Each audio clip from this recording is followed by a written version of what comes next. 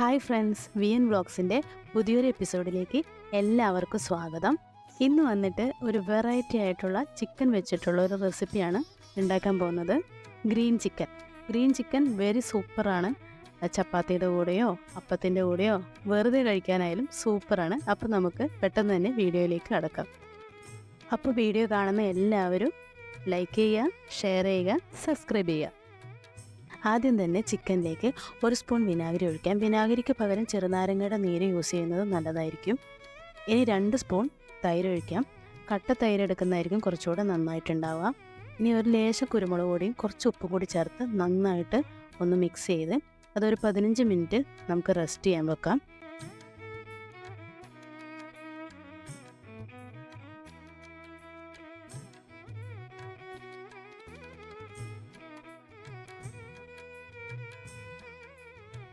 അപ്പോൾ അത് റെസ്റ്റ് ചെയ്യുന്ന സമയം കൊണ്ട് നമുക്ക് പെട്ടെന്ന് തന്നെ ഒരു മിക്സിയുടെ ജാർ എടുക്കാം.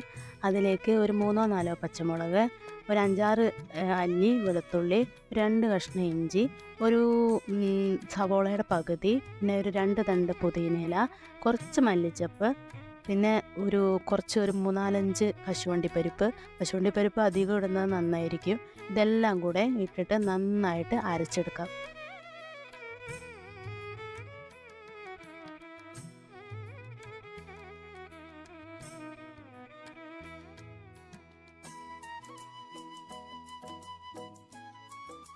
നമ്മൾ അരച്ചെടുത്ത പേസ്റ്റ് നമ്മൾ നേരത്തെ റെസ്റ്റ് ചെയ്യാൻ വെച്ചിരിക്കുന്ന ചിക്കനിലേക്ക് ഇട്ട് കൊടുക്കാം. അതിൻ്റെ കൂടെ കുറച്ച് ഗരം മസാലയും കൂടി ചേർക്കണം. ഇതെല്ലാം കൂടി നന്നായിട്ട് ചിക്കനിലേക്ക് മിക്സ് ചെയ്ത് ഒരു മണിക്കൂർ അല്ലെങ്കിൽ 1.5 മണിക്കൂർ വീണ്ടും റെസ്റ്റ് ചെയ്യാൻ വെക്കുക. കുറച്ച് മണിക്കൂർ എടുക്കുന്നതായിരിക്കും നല്ലത്. എന്നാൽ കൂടുതൽ ഇരിക്കുന്നതോറും നല്ല ടേസ്റ്റ് ആയിരിക്കും ചിക്കൻ ഉണ്ടാവുക. അപ്പോൾ നമുക്ക് ഒരു പാൻ എടുക്കാം. പാനിനകത്തേക്ക് നെയ്യ് ഒഴിച്ചു കൊടുക്കാം. എന്നിട്ട് ഈ ചിക്കൻ ഓരോന്നായിട്ട് അതിലേക്ക് ഇട്ട് കൊടുക്കാം.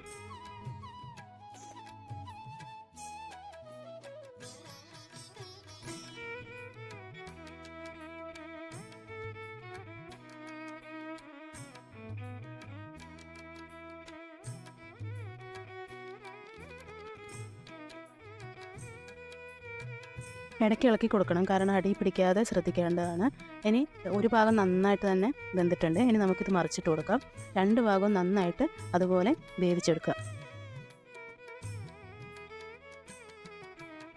അങ്ങനെ നമ്മുടെ ചിക്കൻ നന്നായിട്ട് വെന്തിട്ടുണ്ട്.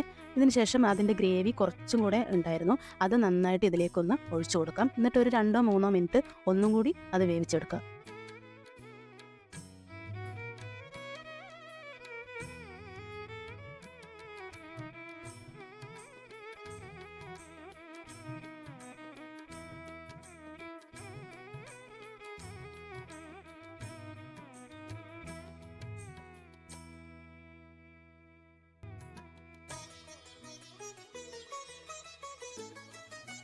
അപ്പോൾ നമ്മുടെ ഗ്രീൻ ചിക്കൻ ഇവിടെ റെഡി ആയിട്ടുണ്ട്. ഞാനിതൊരു പാത്രത്തിലേക്ക് മാറ്റുകയാണ്. കുറച്ച് മല്ലിയിലയും കൂടി ഒന്ന് ഗാർണിഷ് ചെയ്യുന്നുണ്ട്. അടിപൊളിയാണ്. അപ്പോൾ എല്ലാവരും ഇത് ഉണ്ടാക്കി നോക്കണം.